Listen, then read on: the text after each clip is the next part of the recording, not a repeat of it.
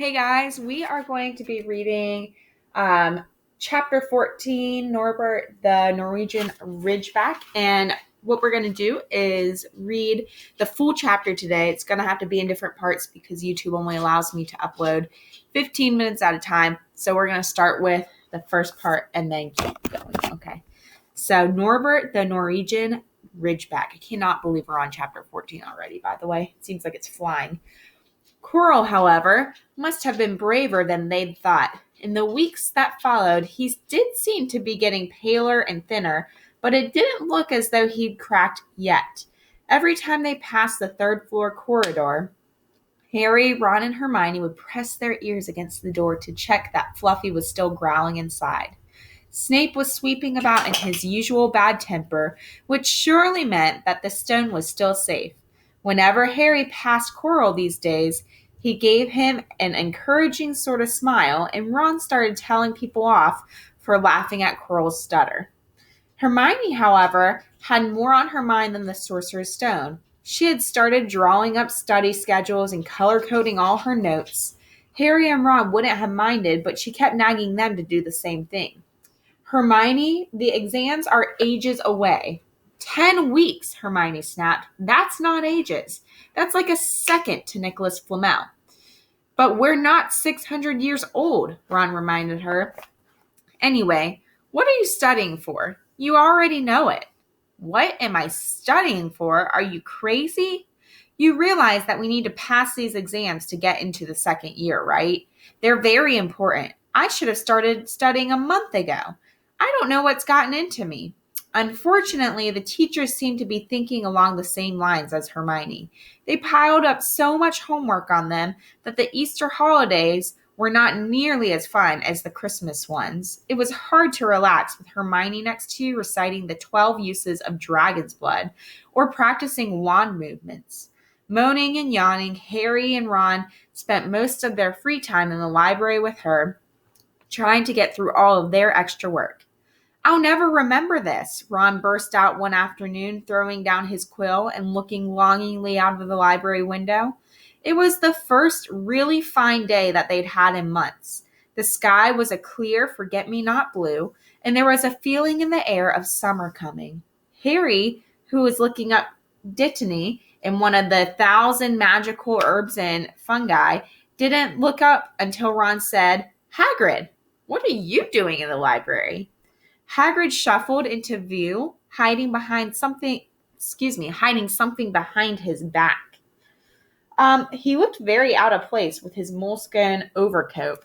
I'm just looking, he said in a shifty voice. That got their interest at once. And you're up to a lot here? He looked suddenly suspicious. You're not still looking for Nicholas Flamel, are ya? Oh, we found out who he is ages ago, said Ron impressively. And we know what that dog is guarding. It's the sorcerer's... Shh! Hagrid looked around quickly to see if anyone was listening. Don't go shouting about it. What's the matter with you? There are a few things we wanted to ask you as a matter of fact, said Harry. About what is guarding the stone apart from Fluffy? Shh! Said Hagrid again. Listen. Come and see me later. I'm not promising I'll tell you anything. Mind, but don't go rabbiting around here. Students aren't supposed to know.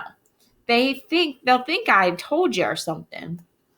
See you later then, Hagrid, said Harry. Hagrid shuffled off. What was he hiding behind his back? Said Hermione thoughtfully. Do you think it had anything at all to do with the stone? I'm going to see what section it's in, said Ron, who'd had enough of working. He came back a minute later with a pile of books in his arms and slammed them down on the table. Dragons, he whispered. Hagrid was looking up stuff about dragons. Look at all these. Dragons, species of Great Britain and Ireland, from egg to inferno, a dragon keeper's guide. Hagrid always wanted a dragon. He told me that the first time I even met him, said Harry. But it's against our laws, said Ron. Dragon breeding was outlawed by the Warlocks Convention of 1709. Everyone knows that. It's hard to stop muggles from noticing us if we keep dragons in the back of our garden, you know. Anyway, you can't tame dragons. It's dangerous. You should see the burns Charlie's got off wild ones in Romania. But there aren't wild dragons in Britain, said Harry. Of course there are, said Ron. Common Welsh green and Headbridge blacks. The Ministry of Magic has a job hushing them up, I can tell you. Our kind have to keep putting spells on muggles who've spotted them to make them forget. So what on earth is Hagrid up to? Said Hermione. When they knocked on the door of the gamekeeper's hut an hour later, they were surprised to see that all the curtains were closed. Hagrid called, "Who is it?" before he let them in, and then shut the door quickly behind them. It was stifling hot inside, even though it was such a warm day. There was a blazing fire in the grate. Hagrid had made them tea and offered them the stout sandwiches, but they refused it. "So you wanted to ask me something?" he said. "Yes," said Harry. There was no point in beating around the bush. "We were wondering if you could tell us what's guarding the Sorcerer's Stone apart from Fluffy." Hagrid frowned at him. "Of course I can't," he said. "Number one, I don't know myself. Number two, you guys know too much already, so I wouldn't tell you even if I could. The stone is here for a good reason. It was almost stolen out of Gringotts. I suppose you've already worked that out, right? Beats me how you even know about Fluffy." "Oh, come on, Hagrid. You might not want to tell us, but you do know. You know everything that goes on around here," said Hermione in a warm, flattering voice. Hagrid's beard twitched a little bit, and they could tell he was smiling. "We only wondered who had done the guarding, really," Hermione went on. "We wondered who Dumbledore had trusted enough to help him apart from you." Hagrid's chest swelled at these words. Harry and Ron beamed at Hermione. "Well, I don't suppose it could hurt to tell you that. Let's see, he borrowed Fluffy from me. Then some of the teachers did enchantments. Professor Sprout, Professor Flitwick, Professor McGonagall. He ticked them off on his fingers. Professor Quirrell, and Dumbledore himself did something, of course. Hang on, I've forgotten someone. Oh yeah, Professor Snape."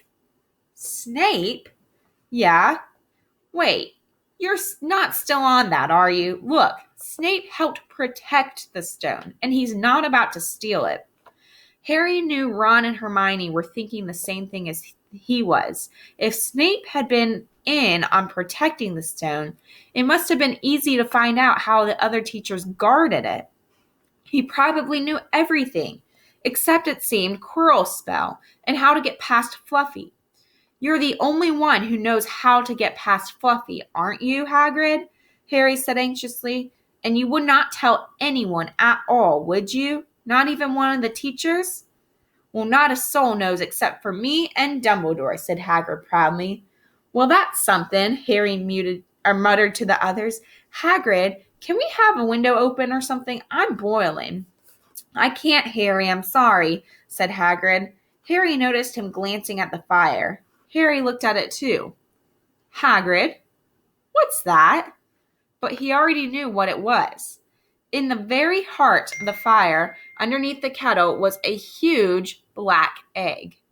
"Ah," said Hagrid, fiddling nervously with his beard. "That's, Where did you get it, Hagrid?" said Ron, crouching over the fire to get a closer look at the egg. "It must have costed you a fortune." "I won it," said Hagrid. "Last night I was down in the village, and I got into a card game with some strangers. Think he was quite glad to get rid of it, to be honest." "But what are you going to do with it when it's hatched?" said Hermione. "Well, I've been doing some reading," said Hagrid, pulling out a large book from under his pillow. "I got this out of the library. Dragon Breeding for Pleasure and Profit. It's a bit out of date, of course, but it's all in here. Keep the egg in the fire, 'cause their mothers breathe on 'em, see? And when it hatches, feed it a bucket of brandy mixed with some chicken blood every half hour. And see here how to recognize different eggs? That's how, or what I got there is a Norwegian Ridgeback. They're rare, them." He looked very pleased with himself, but Hermione didn't. "Hagrid, You live in a wooden house, she said. But Hagrid wasn't listening. He was humming merrily as he stoked the fire. So, now they had something else to worry about. What might happen to Hagrid if anyone found out he was hiding an illegal dragon in his hut? Wonder what it's like to have a peaceful life, Ron sighed, as the evening after evening when they struggled through their homework drew closer to the exam time. Hermione had now started making study schedules for Harry and Ron too, and it was driving them nuts. Then one breakfast time, Hedwig brought Harry another note from Hagrid. He had written only 2 words, "It's hatching." Ron wanted to skip herbology to go straight down to the hut. Hermione would not hear anything of it. Hermione, how many times in our lives are we going to see a dragon hatching? We've got lessons. We'll get into trouble. And that's nothing to do with what Hagrid's going to be, or that's nothing compared to what Hagrid's going to be in when someone finds out what he is doing down there. Shut up, Harry whispered. Malfoy was only a few feet away, and he had stopped dead to listen. How much had he heard? Harry did not like the look on Malfoy's face at all. Ron and Hermione argued all the way down to herbology, and in the end, Hermione agreed to run down to Hagrid's with the other 2 during morning break. When the bell sounded from the castle at the end of their lesson, the 3 of them dropped their trowels at once and hurried off through the grounds to the edge of the forest. Hagrid greeted them, looking flushed and excited. "It's nearly out," he ushered them inside. The egg was lying on the table, and there were deep cracks in it. Something was moving inside. A funny clicking noise was coming from it. They all drew their chairs up at the table and watched with bated breath. All at once, there was a scraping noise, and the egg split open. The baby dragon flopped onto the table. It wasn't exactly pretty, Harry thought, as it looked crumpled, kind of like a black umbrella. Its long, spiny wings were huge in comparison to its skinny jet body. It had a long snout with wide nostrils, the stubs of horns, and bulging orange eyes. It squeezed, a couple of sparks flew out of its snout. It sneezed, and a couple of sparks flew out of its snout. "Isn't he beautiful?" Hagrid murmured. He reached out a hand to stroke the dragon's head. It snapped at his fingers, showing pointed fangs. "Bless him. Look, he knows his mommy," said Hagrid. "Hagrid," said Hermione, "how fast do Norwegian ridgebacks grow exactly?" Hagrid was about to answer when the color suddenly drained from his face. He leapt to his feet and ran to the window. "What's the matter?" "Someone was looking through the gap of the curtains. It's a kid. He's running back to school." Harry bolted to the door and looked out. Even in a distance, there was no mistaking. Malfoy had seen the dragon. Right, that's where we're stopping for part 1.